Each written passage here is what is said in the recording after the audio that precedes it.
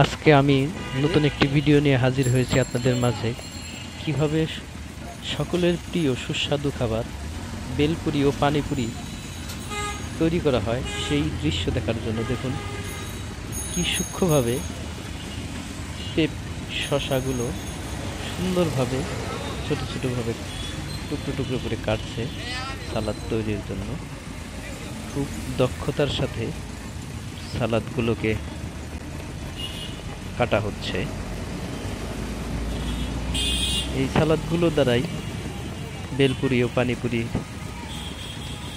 খাবার তৈরির জন্য ব্যবহার করবে। দেখুন শসাকে কেটে যেভাবে ছোট ছোট টুকরো তৈরি করছে, এর পরবর্তীতে এই শসার সাথে এখন পেঁয়াজ কুচি কুচি করে কেটে দেবে।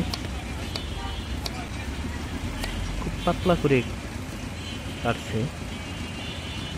একজন দক্ষ না হলে এভাবে কাটা সম্ভব না। খুব দ্রুততার সাথে এবং খুব ছোট ছোটভাবে এই শসা পেঁয়াজ কেটে কেটে দিচ্ছে। এর পরবর্তীতে দেবে গাজর।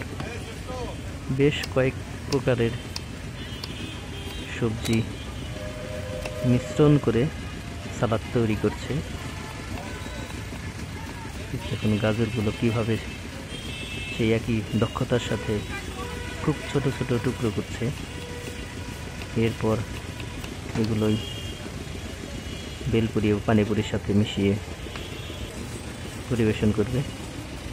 এখন লেবু কেটে দিচ্ছে একটু টক তৈরি করার কাজে, যাতে এগুলো খেতে আরও বেশ সুস্বাদু এবং মজাদার হয়। এখন লেবুকেও খুব কুচি কুচিভাবে কেটে সালাদ হিসেবে পরিবেশন করবে। এই হচ্ছে বেলপুরি, আর এগুলো দিয়ে তৈরি করা হয় পানিপুরি। আর এখানে আছে বিভিন্ন জাতের টক, মিষ্টি টক এবং টক। আর এটি হচ্ছে, বুঝতেই পারছেন এগুলো কি, বলতে গেলে মুখে জিভে জল এসে যায়। এগুলো হচ্ছে ডাউল।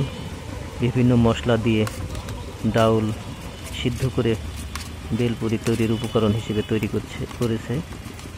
বেশ সময় সাধ্য কাজ, সারাদিনই লেগে যায়। প্রথম দিন এগুলো পানিতে ভিজিয়ে রাখে, পরবর্তী দিন এগুলো বিভিন্ন মশলা দিয়ে সিদ্ধ করে এরকমভাবে ডাউল